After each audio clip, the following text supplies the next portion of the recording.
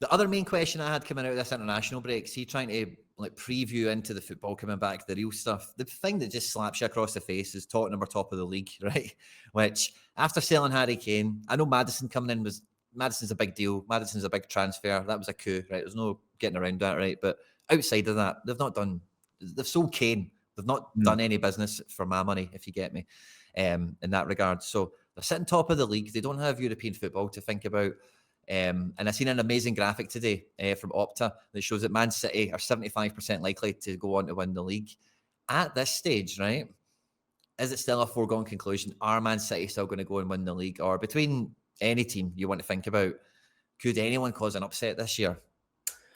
It's a tough one, isn't it? Because I think that City come with the experience that a lot of the teams up and amongst it now, or expected to be amongst it, like come the end of the season. City have got experience now. They've got a lot of players who've gone through that latter stage of, league season, but they did it last season in such a fashion that they were still firing on all fronts, whereas other teams faltered at the final hurdle when they only really had like one fixture a week to worry about. So I think that's probably why they're heavily weighted as the favourites for the title. I think in terms of squad depth and quality as well, I think they're almost the league above pretty much everyone in the Premier League still.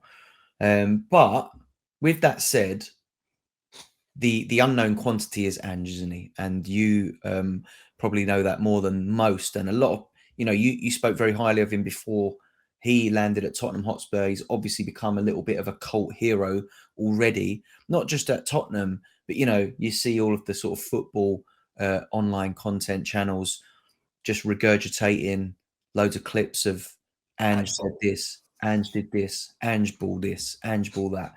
And yeah, he seems to have I think, right, he's almost like he's got as much media attention around what he's doing and the sort of positive vibe that we're getting about him from the media. He reminds me a bit of when Mourinho became like the darling. And we all know what he went on to do. I don't know how foregone a conclusion it is that Ange will win something at Tottenham, but it definitely feels like he's got the place buzzing. He's got the fans behind him. The media seem to love him. No one can say a bad word about him. So he's a bit of an unknown quantity.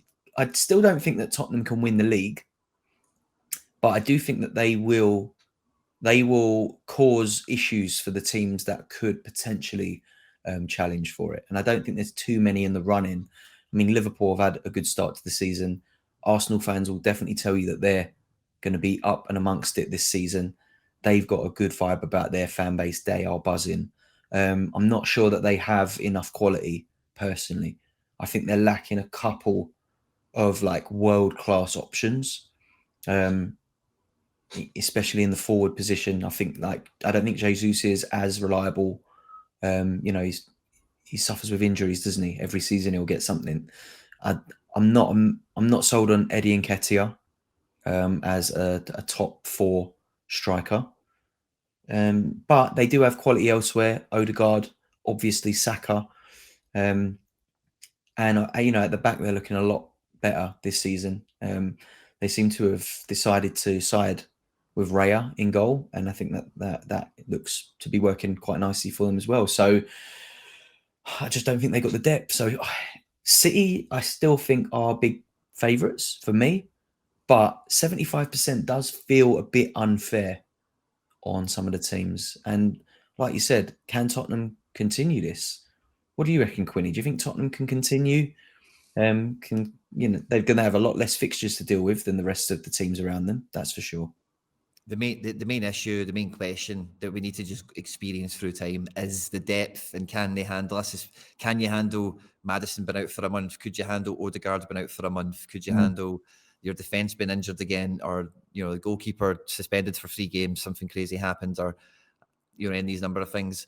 But I think all those things being equal, and imagining that nothing catastrophic happens to anyone, I think we could be on for like a severe title race where it goes to like the last, like we're at maybe 6 games to go and there's like 3 points split in 4 teams or something like that. And it could be right tight by the time we get to the back end of the season. So I'm not really even too sure, because I think that's the way we're going to get to, by the time, I don't know, 5 or 6 games left to go, basically. I find it quite hard to think about who will go and actually win the league, because I think there's just going to be so much competition that, I say, once we get to the last 5 or 6 games, I think there'll be so much to play for that you might be surprised at who's actually in the running, It's a good shout, that. And I think, if we were talking about this as little as maybe 4 to 6 weeks ago, I don't think either you or I would have expected City to drop the points that they have in that time either. So, and that's early in the season, when the fixture calendar isn't as busy.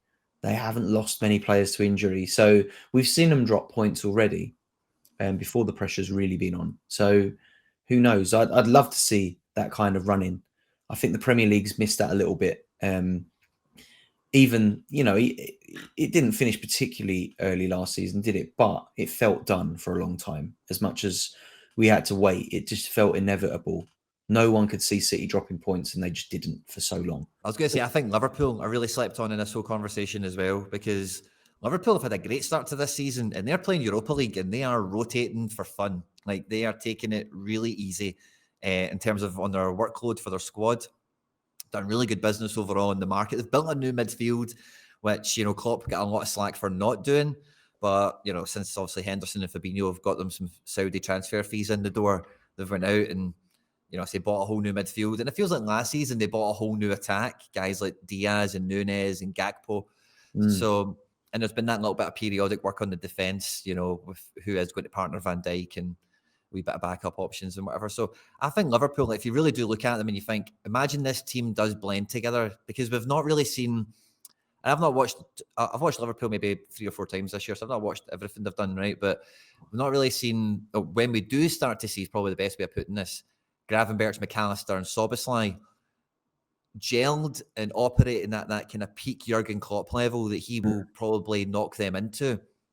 I think one of the big conversations Liverpool fans will have is, imagine this midfield with Sadio Mane and Firmino, if you know what I mean. I think that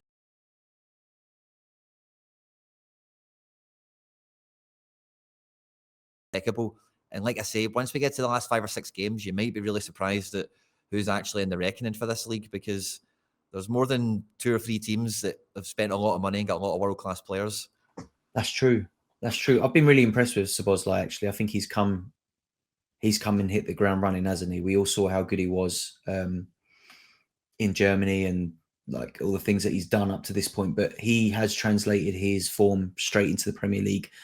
And Liverpool fans love him, and rightly so. I think he's a great player, good addition to the squad. And yeah, I think they are a bit of a sleeper, aren't they? Like, it's hard for me to admit that, but yeah, they will probably be, for me, they'll be top 2. I think City and Liverpool are probably the main contenders for the title from what I've seen so far. Spurs fans will be gutted to hear that, but it's still a little bit, it feels a bit too soon as well for me. I do think Tottenham will be top 4, but I can't see them in the top 2. Not just yet. Maybe soon.